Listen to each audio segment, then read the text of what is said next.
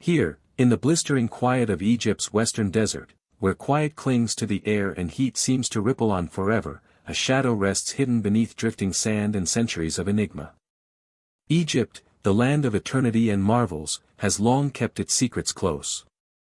Now, archaeologists have uncovered something remarkable, a sealed staircase of exquisite craftsmanship chiseled deep into the bedrock below the shifting dunes. The finding amazed the world, not only due to the enormous size of the discovery but also because, for all of recorded history, this staircase has never been opened or touched. These enigmatic steps, shrouded in mystery, have puzzled experts and locals. They were discovered almost a decade and a half ago, but their origin and purpose are nothing short of unknown. Throughout the area, dispersed tombs suggest something larger lies within. The staircase itself suddenly disappears into blackness, steps intact and unscattered for hundreds of centuries. Officials claim the site is an off-limits area, but rumors survive which suggest that this discovery may shake our knowledge of Egypt's history. Whispers spread across desert sands, rumors that the staircase is part of the secret world of the Abu-Wish pyramid. But what is really at the bottom of this plunge into darkness? Might it hide ritual rooms, treasure of dynasties, or something older even than the pharaohs? And why, after all these years since its discovery, is it still closed and forbidden to investigators? To find out, we must delve deeper into the claim, the evidence, and the potential for what this stairway is. When we juxtapose the assertion against the record of history, we find ourselves face to face with dramatic contrast. The dramatic title announces, archaeologists have finally uncovered a sealed staircase beneath Egypt's desert that has never before been opened. And such a declaration immediately calls up visions of unopened tombs, golden treasures glinting in the darkness, and lost lore buried since the birth of ancient civilization. The theory proposes something greater than the mere architectural discovery. It proposes a mystery with such force that it could rewrite history itself. But the real question is, what do the records and evidence actually say? Our search starts with the landscape itself. On Abu Rash, a windy plateau only a few kilometers to the north of the famous Giza pyramids, rises the crumbling pyramid of Pharaoh Djedefre. Once a monument of Egypt's fourth dynasty, the building was robbed of much of its limestone cladding many centuries ago, leaving the fractured core behind. Archaeological surveys and field maps verify the existence of a carved descent in the vicinity, a stone step trench leading deep into gloom. It has been imaged, filmed, and imaged by satellites for years, although it has not often made it into mainstream media or public debate. The footage shows the staircase going deep below ground level. The walls, cut sharply into rock, are seen to be of exquisite craftsmanship. Each step, although worn by time, is still in one piece. At the very bottom is an empty hollow devoured by darkness, its actual depth unknowable unless it is dug out. There are no official reports of what lies ahead. The staircase being sealed might not be a reference to a physical stone door but rather to the reality that the step leads to an uncharted void, maybe rubble-filled, sandy, or filled with stagnant water.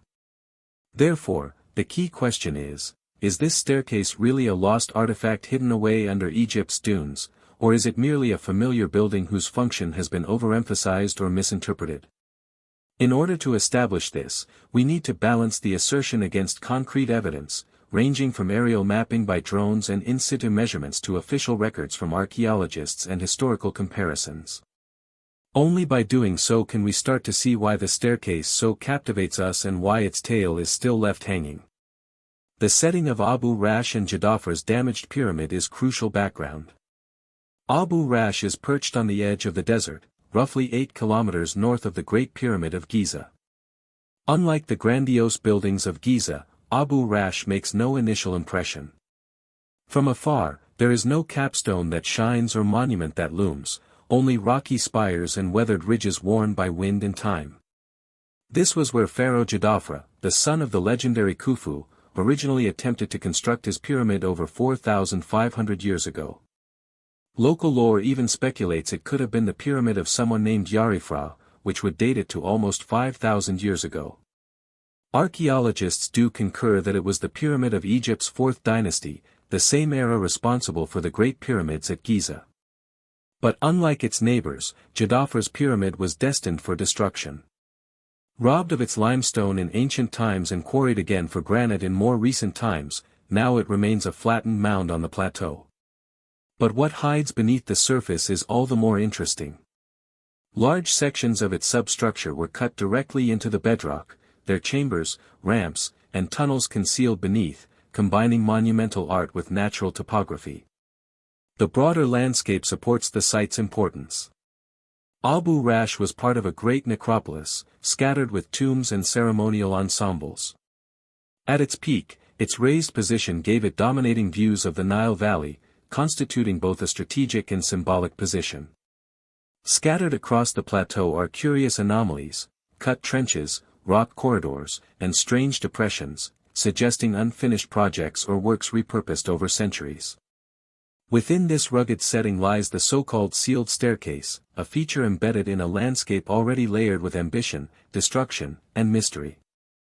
The ruined pyramid is more than a relic, it is proof that Egypt's monuments were dynamic, reshaped across centuries. And hidden in this ravaged landscape, the fall into darkness continues to raise questions that time has yet to resolve. Abu Rash was of no concern to the general public for decades. Its pyramidal remains were recorded, but in comparison to Giza or Saqqara, they were unimportant. Much of its character was buried under sand.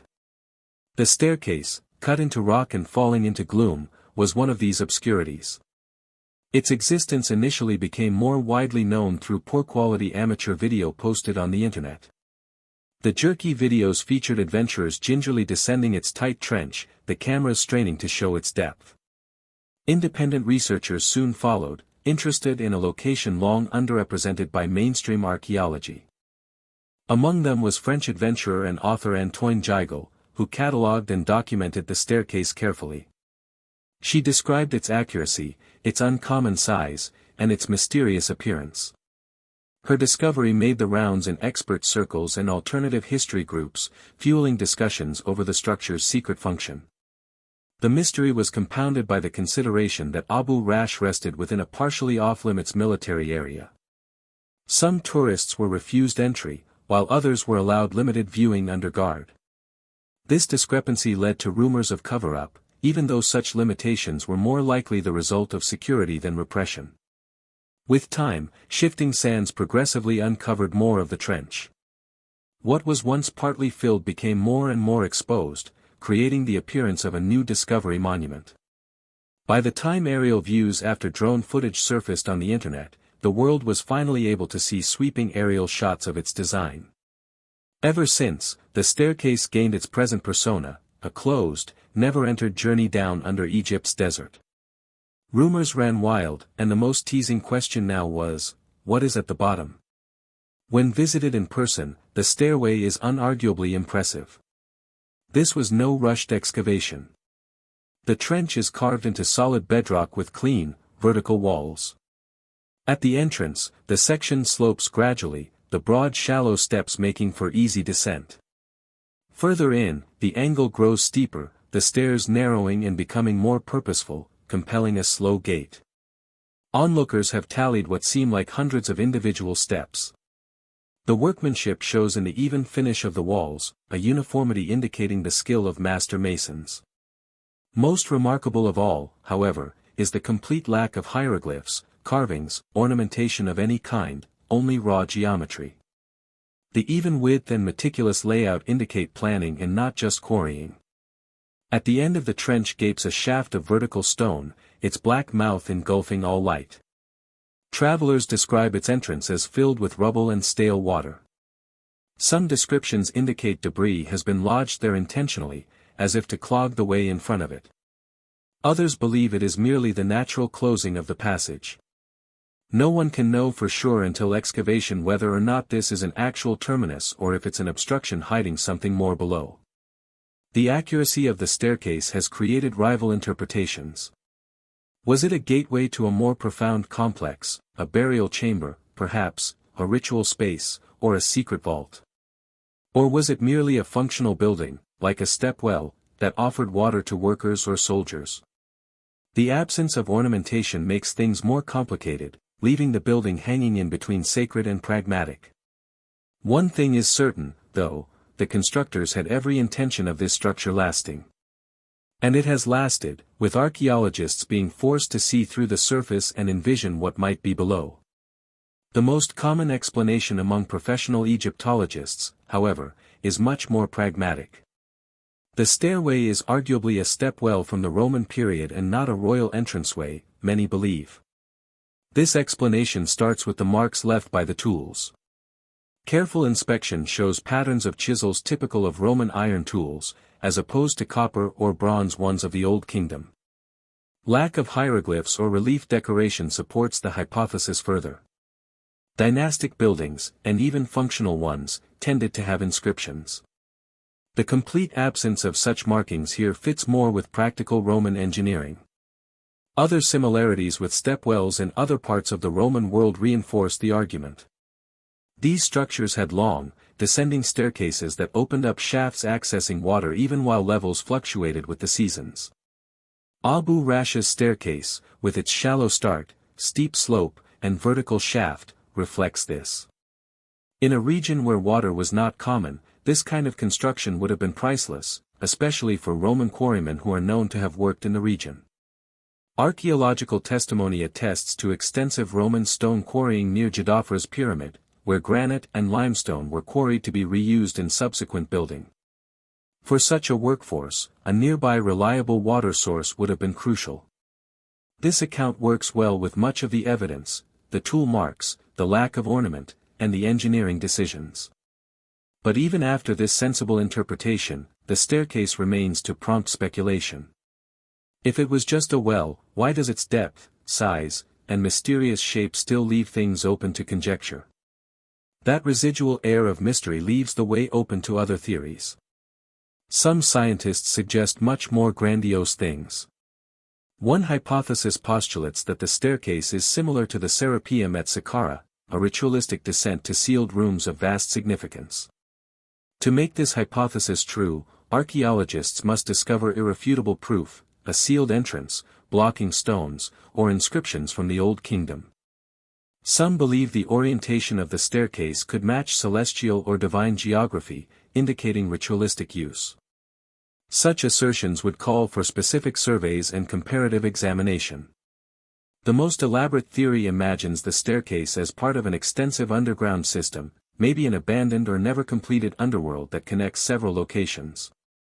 Similarities are made with the deep-cut excavations at Zoyet El Arian, where massive subterranean halls indicate unrealized plans. The theory has proponents that see Abu Rash as a remnant of something comparable, its tunnels having long since collapsed or been buried. Such a hypothesis would require sophisticated subsurface imaging and datable artifacts. To date, the rival theories are unresolved. One has the practical Roman explanation, however, backed by evidence for quarrying and tool marks. The other has the intriguing prospect of a dynastic or pre-dynastic secret buried beneath the sands. Until the digging is done, there will be both interpretations, and the desert will hold its secrets close.